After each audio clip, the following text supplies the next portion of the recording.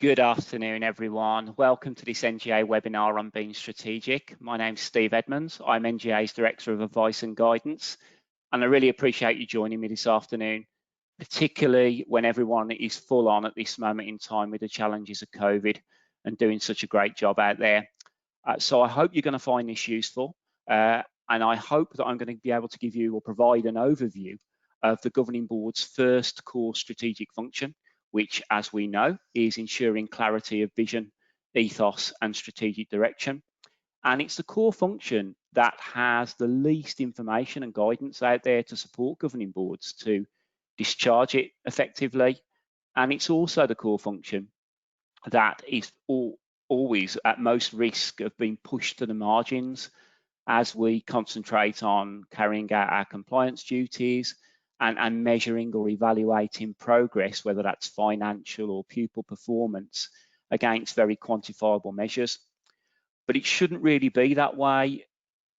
Designing and shaping strategy and it is really at the heart of what we do as governing boards and school leaders. And without that shared sense of direction, without having clear goals and the values-driven leadership to achieve those goals, then it's really not possible to deliver what we truly want to deliver on behalf of our pupils and set them up for the next stage of their lives. So this is an absolutely crucial topic, and I'm really grateful that you've joined me today, and I'm very pleased to be talking to you about it. And I'm also very pleased to introduce our updated guide to being strategic for governing boards and school leaders, which we produced alongside the Association of School and College Leaders and the National Association of Head Teachers. And what that partnership has allowed us to do is really convey in much clearer and stronger terms that designing a vision for the future of your school or trust and the strategy that goes with it is really a team effort that involves school leaders and governing boards working together in sync, bringing in the views and the perspectives of the community that they serve, but also bringing that community with them. So being strategic is not an activity for governing boards, and it's not an activity for school leaders. It's a school leadership activity that we're all involved in. And I hope that the guide conveys that, and I really hope, more than anything, that the title, A Guide for Governing Boards and School Leaders, sets out our stall. So what I'd like to do in the time that I have available with you is to give you a flavour of what's in that guide, and in doing so, talk a little bit more about how governing boards and school leaders work together to develop a clear strategy. And through doing that, I hope to convey the importance of taking a longer term perspective on the things that we value and the things that matter. And I know just how difficult that is in these current times when everything is so reactive. And I also want to touch on the importance of having a positive culture in your school and trust, and how that really goes a long way to ensuring that our strategic goals are met. And perhaps what we do underestimate as governing boards is just how influential we can be when it comes to shaping the culture in our schools and trusts. So these are all things that are really, really important for the future of our schools, our trusts, but more importantly, our young people. And I hope to give you some ideas and trigger some thoughts for your own conversations at board level through this webinar. But before I do that, if you've joined me on previous webinars, you know I always like to get a sense of my audience and how you engage with these topics. And so I'm going to do that, as always, by conducting two very short polls, which I'd like you to think about for me. The first question I'm going to ask is really to find out whether you make time and allocate specific time in your governing calendar to discuss strategy and to discuss the vision that you have for your schools and trusts. So the question is simply, does the board and the leadership team organise a specific strategy meeting or a strategy day for that purpose. And I can see my colleague Andy has opened a poll now. We have 3 simple options. Yes, we do that. No, we don't. And the third option is you may be new to your governing board. You're not quite sure. And I can see the answers that are coming in on that poll. And it's quite interesting. Whilst you're just finishing that off, to mention that we've run our annual governance survey, as you know, over the summer, and 1 in 10 respondents to our annual governance survey said that that they actually appreciated, understood, and the significance of the board's role in designing strategy, but had no involvement in it whatsoever, which is a slight paradox there, and hopefully that won't be reflected in that poll. So Andy, I'm going to ask you to close that poll now, if you don't mind, because I can see the results from where I'm sitting, and it's encouraging that the majority of you in that who've responded there do actually organise a strategy day or have a meeting that's dedicated to your strategy and your vision, and that's something that we very much recommend in the guide.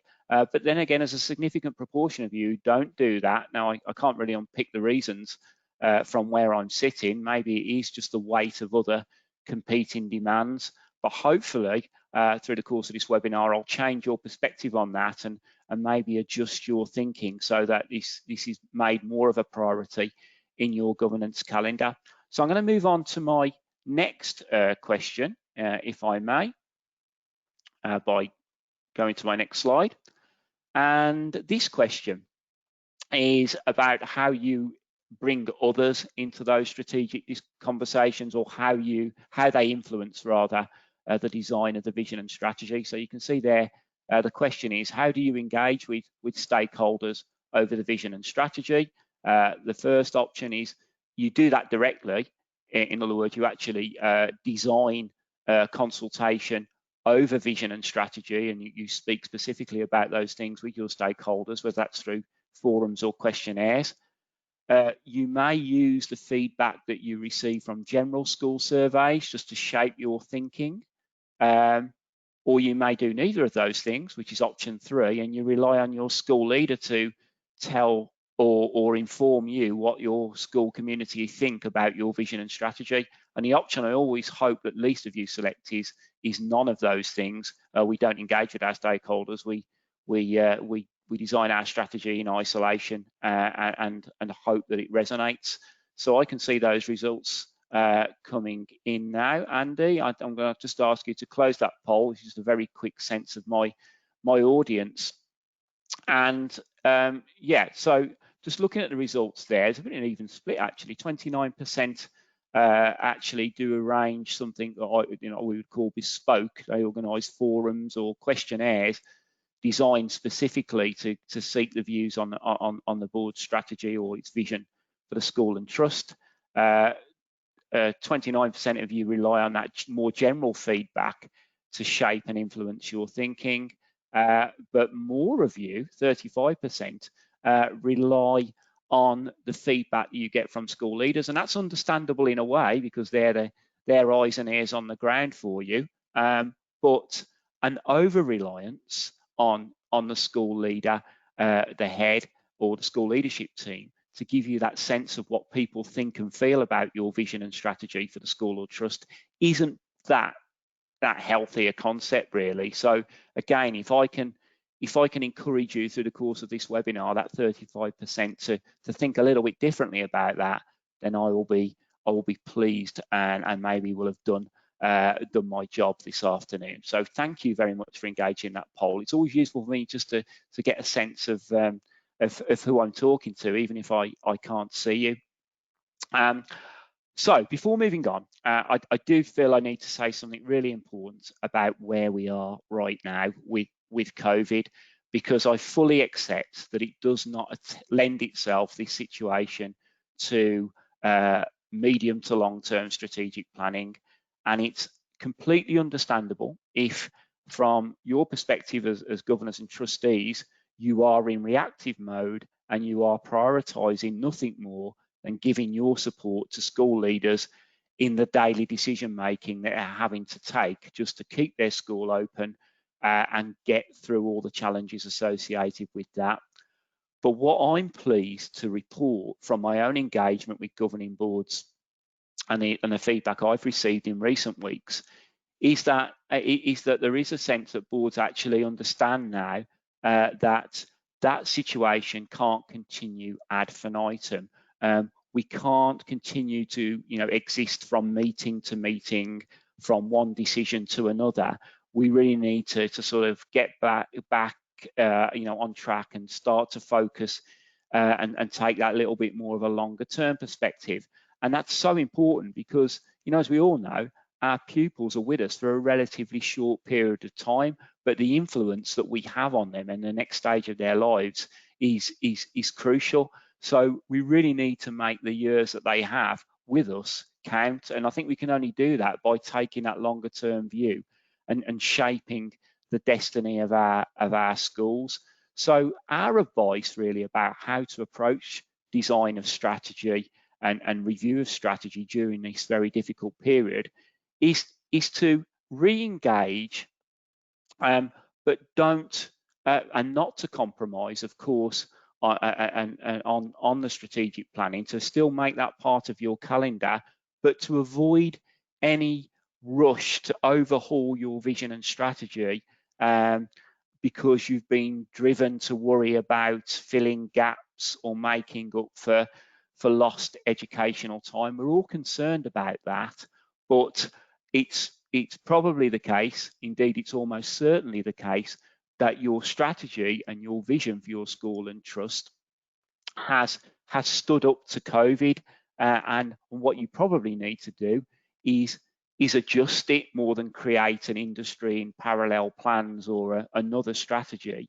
So you adjust what you think about how your current strategy and vision needs adjusting to assess the wider physical and emotional needs of your school community at this time, particularly your pupils and your staff, the gradual assessment of the lost learning, because that assessment won't take place overnight, and how those needs are met in a broader sense, not just academically. And I know that from the boards are doing that, and they're doing a fantastic job out there thinking about how their strategies can be adjusted and adapted to the current circumstances, but also to reflect what we've been through. And they're doing that in a very smart way and in a calm and principled way that isn't rushing and putting undue pressure on school leaders. So that's really what I wanted to say about the design of strategy at this time. It's not something to put on hold, but it's not a process you have to fear either. And as far as our guidance is concerned, as I move to my next slide, if you just allow me that moment to do that.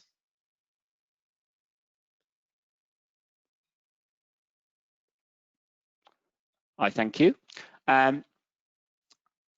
What the guide does, the guide to being strategic, is set out a process and a strategic cycle that all governing boards can follow and relate to, and that's regardless of the type of school or school structure you operate in. Although I accept if you govern in a local level, in a trust, there is that added dimension of having to understand what the trust's overarching vision and objectives are and align with those. And by the same token, if you're governing at trust level, if you're a board of trustees, then you're thinking about how your vision for all the schools in your trust is delivered through the engagement that you have with your local tier of governance. So there's a different dynamic in play depending on the school structure. But this strategic cycle, I think, is one that we can all relate to. And its starting point is having the foundations in place, your governing structures, your ethics, your working arrangements, your governance professional, the leadership of the board, your own skills and knowledges, those things that are covered so neatly in NGA's 8 elements of effective governance. And they really give you a platform for creating the strategy itself. And when we talk about creating a strategy, of course, It's not an annual strategy. It's probably a strategy that takes in a 3 or 5 year period. So we're not creating a strategy every year, or we're not setting strategic goals every year. It's an evolutionary process, and that is adjusted as you reflect on your context, your experience, what you've learned, and the emerging priorities for the school or trust. And once that thinking is refined and the strategy is adjusted for the period going forward, then you have a basis and those clear goals to monitor and assess the progress throughout the year, using the evidence that you have at your disposal. And I'll come back to that in a moment, if I may. And then that leads itself to the overall review of the strategy and the assessment of how well it's working and what needs to change. Now, that's a separate discipline. That's a separate activity to creating a strategy, but realistically, those two things happen concurrently at your strategy day or your strategy planning sessions. That reflection and review lends itself to the evolution and the creation of new strategic goals. So it's a simple process that we lay out in the guide. It's one I think we can all relate to, but it's one that's extremely effective if it's managed well. And this next slide that I'm about to share, which comes courtesy of Carolyn Copeman, again shows how the framework for designing a strategy or a vision for your school and trust is a team effort. It's a team effort to navigate that cycle. On the previous slide, the leadership team and the governing board, you work together to devise that strategy based on the information that you have at your disposal about school performance, your stakeholder view, and your experiences. That's how that will inform your thinking about what you want your school to be in 3 or 5 years time and how you're going to get there. But the board owns the strategy and should be prepared to stand by it and also monitor progress throughout the year, although that is a joint activity. Monitoring, of course, will take place at management level and at governance level. They're slightly different disciplines, but they lend themselves to each other. But more importantly, they help that the strategy remains on course.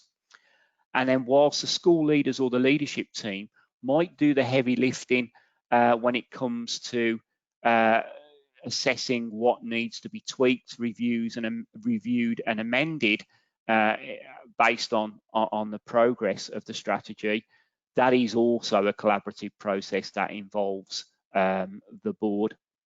So that slide there really conveys just how much of a team effort that it is, but running through that like a golden thread, running through that team effort is how you engage others, how you engage the school community, your parents, your pupils, the wider community. What they think of what you're trying to achieve is really important. So, I'd like you to sort of reflect on that as I continue through this webinar. And another really important recommendation in the guide is that the board has or develops or produces an overarching strategy document. And I'm not talking about a school improvement plan here, a detailed school improvement plan that school leaders need and use to get into the weeds of progress and performance. What I'm talking about is a high-level strategy document that's no more than 3 or 4 sides, even in the most complex of organisation, that clears the clutter and actually just lays these things out that you can see on the slide. Short paragraph statements that say where we are now in terms of what we've accomplished and where we want to go, our vision for where we want to be. Those simple but clear priorities that will get us there, the success criterion, those stages on the way to achieving that success criterion, and how we're going to keep up and monitor that we're making progress. Now, I do work with a lot of governing boards, and I've been privileged to work with many schools over the years, and this isn't common, or it's more common practice, but it isn't practice anywhere. But what I would say is it's an absolutely worthwhile investment for governing boards to try and lay their vision and strategy out in those clear and simple terms, and keep that separate from the school improvement plan, and actually use that as the point of reference for your meetings, for your monitoring, for all your strategic discussions. Because what it does is it starts at the high level and then goes into the detail. Too many boards start with the detail of the school improvement plan and then have to sort of fumble around trying to understand better if they're achieving what they've set out to achieve in the first place. So use your high level document and then use that to help you shape the information, the additional information that you need from school leaders, and in turn that will help them in terms of reducing the industry on their reporting to you. It's also a great idea to stick that on your website. Be transparent, be promoted, bring other people with you because they have that clarity of understanding. So that's something that the guide recommends that I really wanted to take time to mention during this webinar. And I said I would come back to monitoring and how we monitor the strategy and approach we should take. And what the guide conveys, more than anything, is that this requires careful thought about the demands that we as governing boards place on school leaders when it comes to the information we think we need to assess the progress that we're making towards achieving our vision and strategic goals. So quality is better than quantity, but also we shouldn't just rely solely on the reports that we receive from school leaders.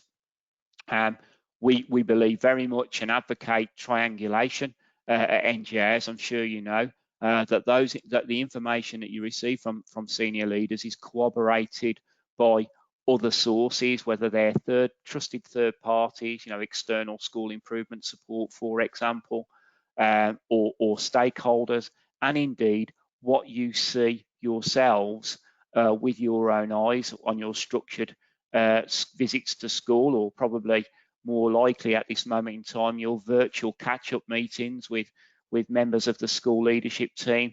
And that corroboration helps to build that clear and complete sense of how you're progressing towards achieving your strategic goals. So the guide again makes that point very clearly, that monitoring should be done through that approach of triangulation, using different sources to build the confidence, to build the level of understanding, and indeed help shape the clarity of vision and strategy going forward. So that was a bit of a whistle-stop description of what the guide says about the strategic cycle, the process of determining strategy and the vision that you have for your school and trust.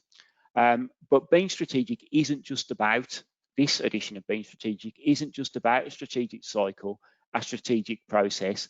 We've made a lot more effort in this update to talk about values and culture, and those things are absolutely fundamental to achieving the vision and strategy, because, as I said in my introduction, without a positive culture in your school, you're not going to succeed.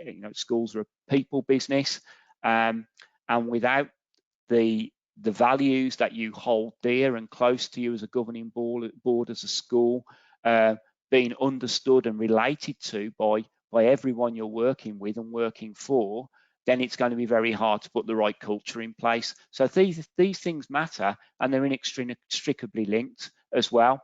So if the guide does trigger some ideas on your governing board and in your discussions about adopting a values rather than accountability driven approach towards designing a vision and a strategy, then that will be a success, I think, in my view. So let's look, shall we, at values. And Our values, as the guide says, and as we know, are what guide our thinking and behaviour, how we treat others, how we expect others to treat us.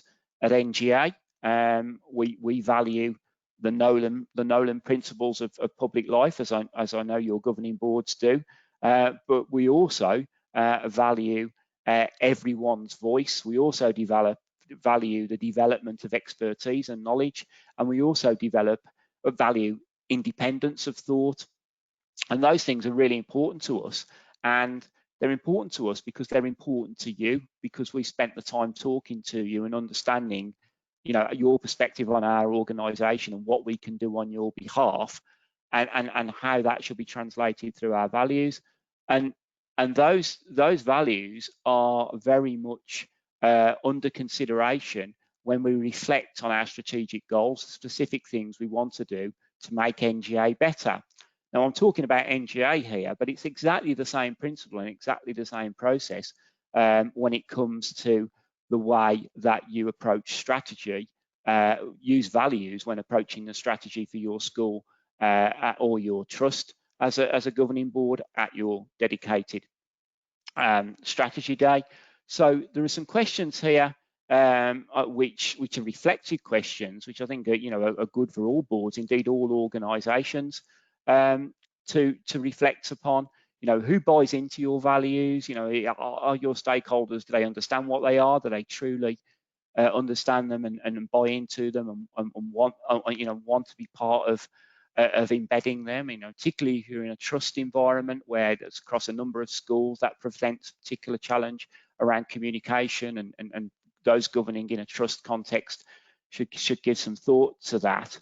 But the next two points I think are really important here, because NGA, as you know, have always advocated measuring what we value, and I don't think boards do enough of that. I don't think the strategies and vision that a lot of boards shape and design encompass everything that we do value, and that's understandable because accountability pushes us in a certain direction and squeezes some things to the margins. And as I said, I've had the privilege of working with many schools and governing boards over the years, and then you spend time with them and work with them, and you see the high level plan, and the high level plan and the school improvement plans that sit beneath are absolutely almost obsessed by notional academic progress. You see little else referenced in them. But then when you get to talk to the people involved in the schools, the boards, the head teachers, the pupils, the people that make the school what it is, it's so obvious that they value other things just as much, like creativity, citizenship, and those things really come through. Yet to look at the strategy, you wouldn't see or know that. There's a real disconnect. So I think, one thing I'd really encourage you to reflect on, when you're looking at that high level document and that strategic plan is actually, is it just obsessed with what's measurable, or is it broader? And I think now that we've been through this experience with COVID, and it's been a deeply human experience, humanity has shone through. Now is a real time to take that energy, take that positive energy, and try and change the balance a little bit, or redress the balance. And I think that goes such a long way to meeting and making the school culture what it needs to be to achieve that vision and the strategic goals. And if, as I am sure we all do, we believe that your goals can only be met by the efforts of others, your staff, your pupils, your parents, all pulling in the same direction, then we have to create the positive environment that allows them to flourish, allows them to succeed, and allows them to play their part, which means looking after their well-being, which means looking after their understanding their perspectives, all those things. And so school culture really does matter. And what the guide conveys is that boards don't need to step into the operational side of things. They don't need to worry about stepping on onto the toes of school leaders or day-to-day management to be influential of school culture in school culture. There are lots of things and ways that we influence at board level what our culture in our school and trust is like, how it feels, what the experience is for people. And here are just some of the ways. First of all, by the way we approach recruitment, not just at senior leadership level, bringing people in who understand and want to work with our values and promote, what we want our school or trust to be, but also then thinking about how they recruit to other positions in the school and trust. So, asking questions about how open and transparent our recruitment processes are. Are they just compliance, or do they really welcome all types of people to apply and be part of, your very special schools and trusts? Does that align with your values? Communication, do you see that as a two-way process in your school or trust? What's your experience? Is there as much listening going on as there is explaining? Is everybody heard, or are certain groups marginalized because they just don't have the same opportunities as others? These are sort of things, it's quite simple questions to ask and reflect upon, but they're really powerful, and we lead ourselves by example, and we model behaviours in the way that we govern and practice governance. So, for example, the way that we approach appraisal of our senior leaders. Do we make that a force for good in our school and trust? Is that as much about their development, them flourishing, their professional growth, as it is about them meeting some hard-edged target? And if we lead that way and we approach our governance in that way, then that behaviour, one would hope, is modelled and by others, or modelled to others, and then helps to influence the culture, which you can assess really by your own engagement with the schools and or trust. And you can't be in school all the time, I know that, and you can't be in school much at all at the moment, but you can make the most of that engagement and seek out different experiences, outside of your structured visits, attending events, taking time to talk to people, getting a sense of how they feel about the organisation that you're privileged to govern at, and what do you want to see? What aspects do you want to see come through in your school and trust that will really make your strategy work and make your goals be achieved? Well, we don't in the guide define a positive culture because we respect your varying contexts, and that you're better placed than we are to judge what a positive culture is in your own setting. But I think these aspects on this slide are things that we can all relate to and would agree are things that actually characterize a positive culture. The humanity and the compassion, how we look after each other in the school and trust, and well-being is a real focus at this moment in time, because I've never known such a pressure cooker, challenging situation in all my time working with schools as there is now. And if we don't look after our people properly, we're not going to succeed. And it doesn't matter how good our strategy is on paper, that's just a fact. And then those other aspects, like the openness and the transparency, that people feel that they can be themselves and their voices are heard, that they have the opportunity to grow and flourish and be given responsibility, and they're appreciated for it, whatever their backgrounds are. And these things don't just apply to one distinct group, staff. We're talking about pupils as well. This is a culture throughout the school, and these things really matter. And these are the things that I would really encourage you to reflect upon and make the time to talk about with your school leaders, and about how much of that is making a difference to what you want to achieve in the strategy. Because if you do that and you get the culture right, as I know what we're doing is supporting a school community that is in the main content, fulfilled, professionally, academically, and in life. And because they feel part of something, they are motivated, they're motivated and they're incentivized to give of themselves and to give to others.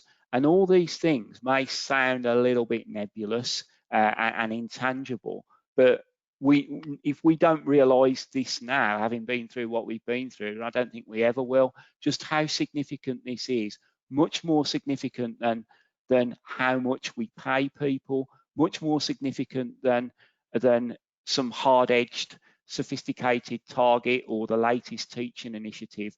Culture really, really matters. I'm quite passionate about it. NGA's passionate about it as an organisation, and I hope that you're passionate about this on your governing boards, because it really is a choice that you make to allow Ofsted or data targets to dominate your thinking. And if you invest in a strategy that is about the things that matter, whether that is creativity,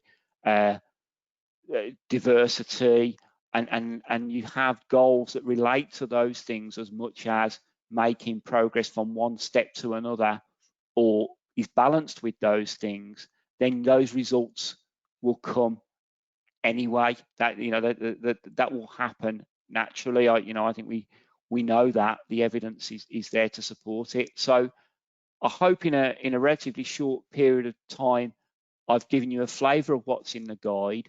Please do check it out and let us know what you think of it as well, because we're proud of it, but we're always open to ideas and suggestions about how we can make it fit your own work better and take it to another level. But do take the time to have a look at it. If you have any questions or thoughts or comments, and if you've submitted any through the functionality, then I will get back to individuals. I'll also distill any feedback and provide some kind of commentary or summary document that allows you all to get some sort of sense of what the people who've tuned in are thinking about these ideas and concepts and their own experiences right now and also going forward. But I think it just leaves me to say thank you once again for all that you do on behalf of children and young people.